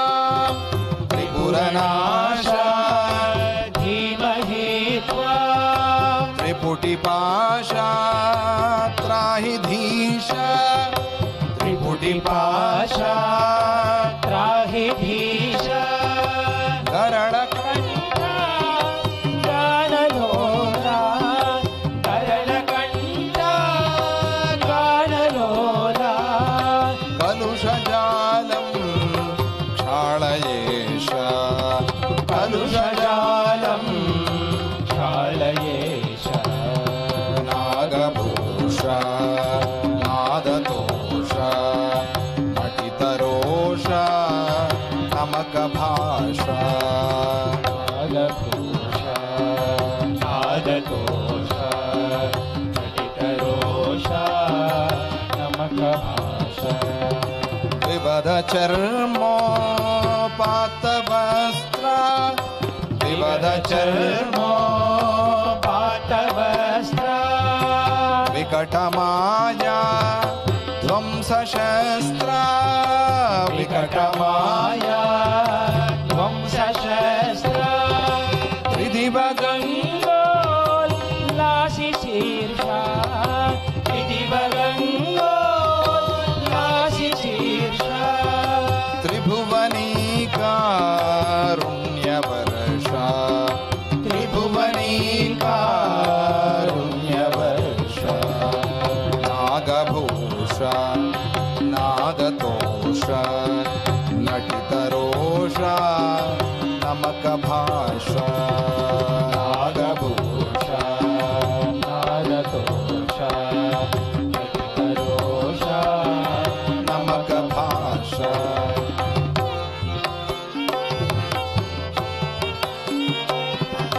లులితజూర్తే లింగమూర్తే. లులితజూర్తే లింగమూర్తే. లలితకీర్తే లాస్యపూర్తే. లలితకీర్తే లాస్యపూర్తే. విఠల దృష్టి ధ్వస్తమోహ. విఠల దృష్టి ధ్వస్తమోహ. నిబిడ సచ్చిదానంద దేహ. నిబిడ సచ్చిదానంద దేహ. నాగభూష నాదతోష నటితరోష నమక భాష. నాగభూష నాదతోష నటితరోష నమక భాష. నటితరోష నమక భాష. నటితరోష నమక భాష. హర నమః పార్వతీపతయే హర హర మహాదేవ. ప్రార్థన చేస్తే ఉపాయం తడుతుంది మనస్సుకి. కష్టంలో ప్రార్థన చేసేది కష్టమే, కానీ చేయాలి. కష్టంలో ఉన్నప్పుడు ప్రార్థన ఎట్లా? భక్తి ఉంటే కష్టంలో కూడా ప్రార్థన వస్తుంది, భక్తి లేకపోతే రాదు. అప్పుడు ఏమవుతుంది? ఇంకా ఇంకా కష్టాలు పెరుగుతాయి. అందుకనే భక్తి పెంచుకుంటూ ఉంటే కష్టాల్లో కూడా ప్రార్థన వస్తుంది. ఆవిడ ప్రార్థన చేసింది, ఆవిడకు ఒక ఉపాయం తట్టింది మనస్సుకి. ఏమిటి ఆ ఉపాయం అంటే, ఇప్పుడు నేను వెళ్ళటానికి అవ్వదు, నిన్ను పంపించడానికి అవ్వదు, ఏం చేయాలి అని అంటే, ఒకడున్నాడు నాకు ఆప్తుడు, మా లోకం నుంచి పిలుచుకొచ్చా, మీకు తెలియదు, పక్కన పెట్టుకుంది ఆవిడ. చూడండి ఎంత తెలివి, జాగ్రత్తగా ఉండాలి, దూరం నుంచి గమనిస్తూ ఉండు అని ఆడవాళ్ళు నేర్చుకోవాలి. అది గమనిస్తూ ఉండు, రక్షణ. అట్లా తెలిసిన చోటికి, తెలిసిన ప్రదేశం, అట్లా ఎవరైనా ఉన్నారా ముందే చూసుకో. ఆవిడ అది దూరంగా పుట్టింటి నుంచి దూరంగా వెళ్ళేటప్పుడు అడుగుతారుగా, ఏమండి ఎక్కడో చాలా దూరదేశాలకు వెళ్తున్న మా అమ్మాయి, ఎవరైనా బంధువులు ఉన్నారా అని వాళ్ళని పరిచయం చేస్తారు. చేసి కొంచెం మా అమ్మాయిని గమనిస్తూ ఉండండి, కనుక్కుంటూ ఉండండి అని చెప్తారే. ఆ మాదిరిగా పుట్టింటి నుంచి ఒక ఆయన తెచ్చుకుంది ఆవిడ, ఆప్తుడు, బంధువు. ఎవరు ఆయన అని అంటే పుండరీకుడు అని, ఆయన పేరు పుండరీకుడు. పుండరీక అనే ఒక సర్పం ఉంది, పుండరీకుడు ఆయన తెచ్చుకుంది. ఆవిడకే తెలుసు, పుండరీక అనింది. వచ్చాడు వెంటనే, సర్పంగా రాలా, మనిషిగానే వచ్చాడు. ఈ లోకంలో అట్లా ఉండాలి కదా. వచ్చి అమ్మా పిలిచావా అంటే, అవును. ఏమిటి, నువ్వే చేయాల్సిన పని ఒకటి ఉంది. ఏంటమ్మా అది? వెళ్ళి నాగలోకానికి వెళ్ళి నేను చెప్పానని చెప్పి నా కోసం మా పెదనాన్ని ప్రార్థన చేస్తే ఆయన మణి ఇస్తాడు, తీసుకురా అనంటే, ఆయన తెలివైన వాడు పుండరీకుడు. అమ్మ ఇదిగో ముందే చెప్తున్నా, రాజుల దగ్గర వ్యవహారం అంత తేలిక కాదు, వాళ్ళు దొరుకుతారో లేదో కూడా తెలియదు నాకు. మరి నాకు అపాయింట్మెంటే దొరుకుతుందో లేదో కూడా తెలియదు నాకు. మరి ఆలస్యం అవ్వచ్చు, లేదా ఇవ్వకను పోవచ్చు. ముందే చెప్పేశాడు, నేను తెచ్చేస్తాను ఇది అనలా. ఇవ్వకను పోవచ్చు, దొరక్కపోవచ్చు, అక్కడే ఆలస్యం కూడా కావచ్చు. మరి నేను వెళ్తాను, వచ్చేంత వరకు మీరు కాపలా కాస్తారా? ప్రశ్న. ఈ కళేబరం కాపాడుకోవాలి కదా, అప్పుడే కదా ప్రాణాలు ఇచ్చేది. ఎట్లా కాపాడుతారు? అరే ఇది మనం ఆలోచించలా. నాగలోకానికి వెళ్ళాలి, వాళ్ళని ప్రాధేయపడాలి, మరి ఏమవుతుందో తెలియదు. అక్కడి నుంచి మణి తెచ్చుకోవాలి, తెస్తే ఈలోగా ఇక్కడ నిలవాలి కదా. ఏమండి, ముందు ఏదో ఎమర్జెన్సీ వార్డులో అయినా చేర్చాలిగా మనిషి అట్లా ఉన్నప్పుడు, తర్వాతే కదా బతికిచ్చేది. మరి అదేమిటది, అది ఎట్లా చేస్తారు అని అడిగితే, మరి పాలు పోవటంలా, దిక్కుతోచటంలా. ఆయన అన్నాడు, సరే మీరేం కష్టపడద్దు, నా దగ్గరే ఒక విద్య ఉంది, చెప్పనా అన్నాడు. చెప్పు మేమంతా అదే కదా ఎదురు చూస్తున్నామంటే, ఏం లేదు, అందరు అనుకుంటారు ఈ సర్పాలు కాటేస్తే అంత చెడే జరుగుతుంది అని. అలా కాదు, నాది ఒక వింతైన సర్పజాతి. చూడండి, సర్పాల్లో కూడా నాది ఒక వింతైన సర్పజాతి. నేను ఏం చేస్తానంటే, నేను ఏదైనా ఒక దంశనం, ఒక కాటేస్తే, ఆ పాము కాటేస్తే కుళ్ళిపోయింది బాగైపోతుంది, పాడైపోయింది బాగైపోతుంది, లేదు ఇంకా పాడైపోకుండా అట్లా నిలిచిపోతుంది. ఆ శక్తి నా దగ్గర ఉంది. ఈ శరీరము పాడవకుండా కాపాడేంత దానికి కావాల్సిన శక్తి, దాన్ని అందించే ఒక విషము నా దగ్గర ఉంది. విషము కొన్ని సందర్భాల్లో ఔషధం, దాన్ని సరిగ్గా వాడితే. అది సైంటిస్టులకే తెలుసు. అటువంటి శక్తి నా దగ్గర ఉంది, నేను కరవనా అన్నాడు. వీళ్ళు ఇప్పుడు డెసిషన్ తీసుకోవాలి, ఇప్పుడు తీర్మానం చేయాలి. ఆవిడికి తెలుసు, ఆవిడ సర్పజాతి కదా, ఇది నాకు తట్టలేదు. అలాగే వాళ్ళని అడిగితే, మాకేం అర్థం కావట్లే, ఇదంతా ఇది కరిస్తే బతకటం ఏమిటో ఇవన్నీ మాకు అర్థం కావట్లేదు, మీరు చేసుకోండి, మొత్తానికి బతికించండి. చిత్రాంగద, బభ్రు వాహనుడు అంటే ఈయన పుండరీకుడు అప్పుడు సర్పవేషాన్ని ధరించి ఆ అర్జునుడి శిరస్సుని, ఆ అర్జునుడి ఆ శరీరాన్ని కూడా కాటు వేయబోతూ ఉన్నాడు. ఈలోగా బభ్రువాహనుడే ఆగాగన్నాడు. ఎందుకు అనంటే, ముందు ఇదిగో మా వృషకేతు ఆయన్ని కాటేయ. ఎందుకంటే అసలు మా నాన్నగారు అడిగిందే వాడి గురించి, వృషకేతు గురించి. ఒకవేళ మా నాన్న బతికితే కూడా వృషకేతు లేదంటే మళ్ళీ చచ్చిపోతాడు, ఇదో గోల. అందుకని అసలు ముందు ఆయన్ని కాటే. ఇద్దరి దగ్గర కావాల్సినంత స్టాక్ ఉందని దగ్గర అని అడిగాడు. ఏదో పర్వాలేదు, 100 మంది దాకా నా దగ్గర ఉంది స్టాక్, పర్వాలేదు అన్నాడు. అయితే ముందు వృషకేతుని కాటే అన్నాడు. వృషకేతుని కాటేశాడు. కాటేస్తే అదేం విచిత్రం, మామూలుగా నల్లగా అయిపోతుంది కదా శరీరము, విచిత్రంగా రూపం మారిపోతుంది. కానీ అదేమో విచిత్రం, మళ్ళీ ముందులాగా అయిపోయింది శరీరం, కానీ ప్రాణాలు లేవు అంతవరకు. అంటే జీవ ప్రవాహాన్ని కాపాడే ఒక శక్తి. అప్పుడు సరే, ఇక అయితే అర్జునుడి శరీరాన్ని కూడా కాటే. అర్జునుడి శరీరాన్ని కూడా దంశనం చేశాడు. అప్పుడు ఆ 2 శరీరాలు అట్లా నిలిచాయి. ప్రాణాలు రాలా, మళ్ళీ ప్రాణాలు వచ్చాయి అనుకున్నారు, ప్రాణాలు రాలా అంతవరకు. ఇది ఒక ట్విస్ట్ మళ్ళీ మధ్యలో. ఇదేమిటి, ఈయనే కాపాడొచ్చు కదా, ఈయన కాపాడు, దానికి వేరే కథ. అప్పుడు ఆయన సరే ఇంతవరకు అయింది, అక్కడి నుంచి అది శరీరం కుళ్ళిపోకుండా ఉంటుంది అంతవరకు మాత్రమే. అక్కడి నుంచి బయలుదేరాడు. ఎవరు? ఆ పుండరీకుడు.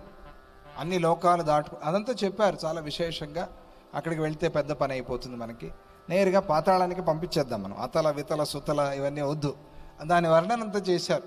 ఆయా లోకాల్లో ఎట్లా ఉంటుంది పరిస్థితి అని. అంటే లోపలికి వెళ్ళాలి కదా, ఇంకా ఇంకా ఇంకా ఇంకా ఇంకా లోపలికి. అక్కడ పాతాళం, ఆ పాతాళానికి నేరుగా చేరుకున్నాడు. ఆ పాతాళ లోకంలో చాలా విశేషంగా మనము ఆ శ్రీశైలంలో ఒక స్వామిని తప్పకుండా దర్శనం చేయాలి. శ్రీశైలం వెళ్ళినప్పుడు ఎవరు ఆయన అంటే ప్రారంభంలోనే ఉంటారు, హాటకేశ్వర స్వామి అని.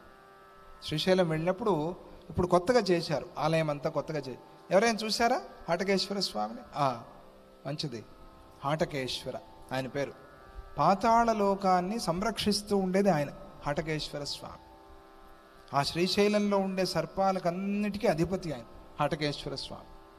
అక్కడ ఏదైనా సర్పానికి మనం ఏదైనా అపరాధం చేస్తే అది ఆయన అప్పుడు కోపం వచ్చేస్తుంది ఆయనకి, హాటకేశ్వర స్వామి. ఆయన ఉన్నారు అక్కడ. ఎక్కడ?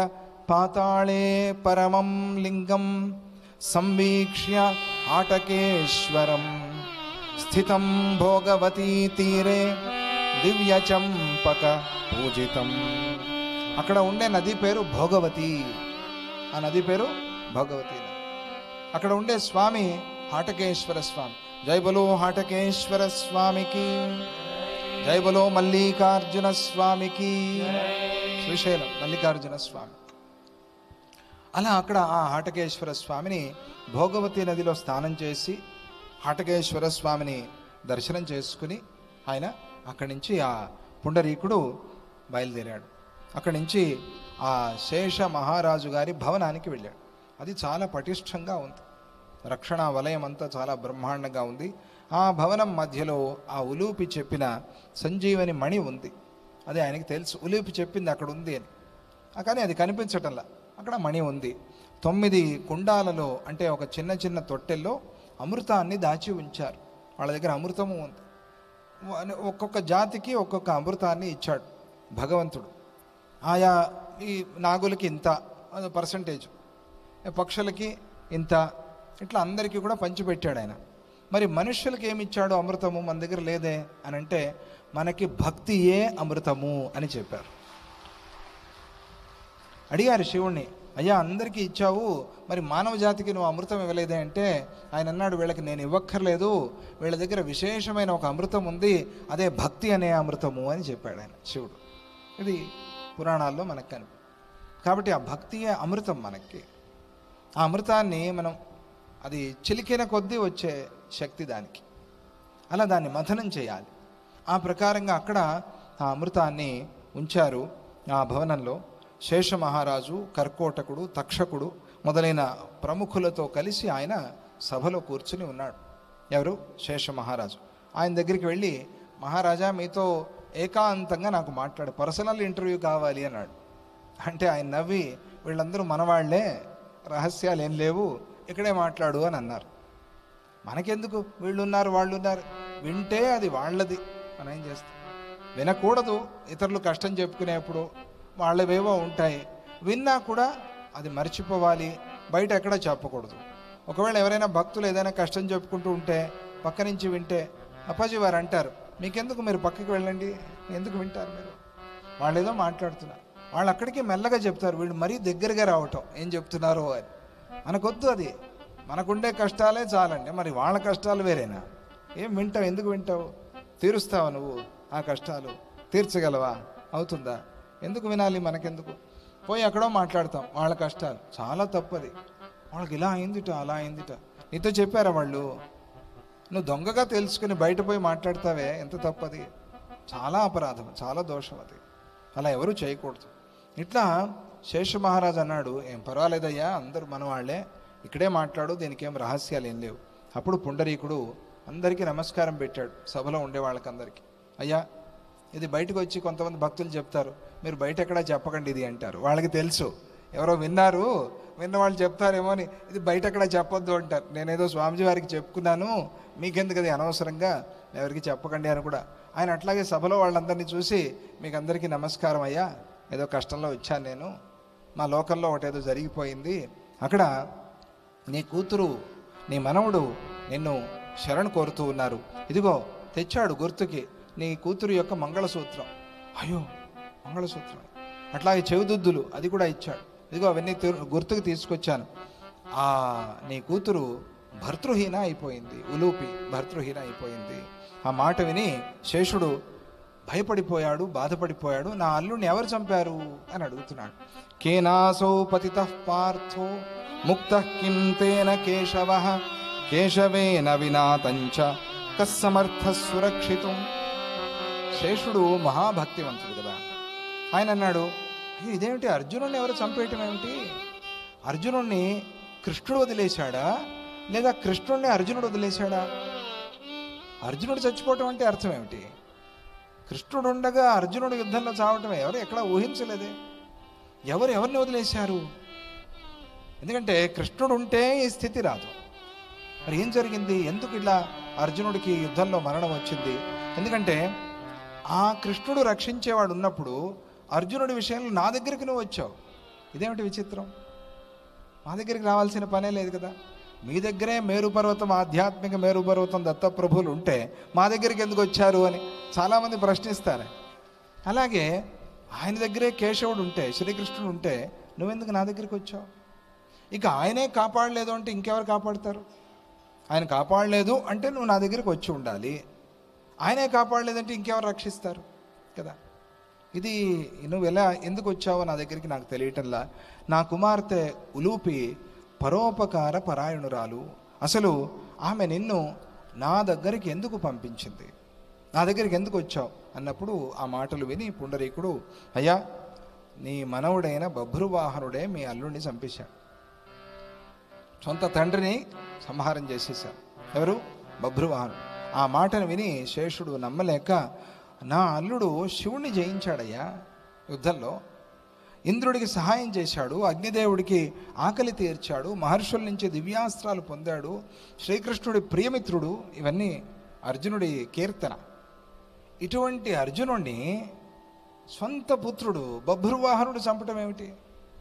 ఇది నమ్మశక్యంగా లేదు అని శేషుడు అన్నప్పుడు పుండరీకుడు జరిగిన కథంతా కూడా చెప్పి చివరికి, మహారాజా నీ అల్లుడు ఏదో ఒక మాట అన్నంత మాత్రాన, ఏదో అన్నాడు, ఏదో తూలి, అది మాట తూలి ఏదో మాట అన్నాడు, తప్పే, ఆ మాటకే అంత కోపించి చంపాల్సిన పని లేదు అని పుండరీకుడు ఆయనతో చెప్తూ, ఎందుకంటే ఆ మాట విని నా కూతుర్ని అంత మాట అన్నవాడు చస్తే పోతుందిలే అని అంటే మళ్ళీ అతికించేది చూడండి ఎలా ఉండాలి అని. ఇప్పుడు విడగొట్టేది కాదు, అతికించేది. అందుకనే ఏదో మాట అన్నాడు, తప్పే, తప్పు మాటే, ఆ మాత్రానికి చంపేస్తాడా? అలా చంపేస్తే ఎలాగండి అని అంటే ఇప్పుడు అటువైపు కొంచెం కరుణ కలగాలి, అలా మాట్లాడాడు పుండరీకుడు. అవునవును నిజమే, అలా బభ్రువాహనుడు అర్జునుడిని చంపటం చాలా తప్పు. ఎందుకంటే ఇది ధర్మ వ్యవస్థకే కీడొచ్చింది. మనం ముందు ధర్మ వ్యవస్థ నుంచే ప్రారంభం చేశాం. అర్జునుడిని శ్రీకృష్ణ పరమాత్మ ధర్మ వ్యవస్థ కోసం వాడుతున్నాడు. దండం కావాలి, దండం లేకపోతే ధర్మం నిలవదు. దండం దశగుణం భవేత్ అని. అన్నిసార్లు మనం మెత్తగా ఉంటాము అంటే మాట వినరు, ఓయ్ అనాలి. కొన్నిసార్లు అప్పుడే మాట వినేది, లేకపోతే ఎక్కదు.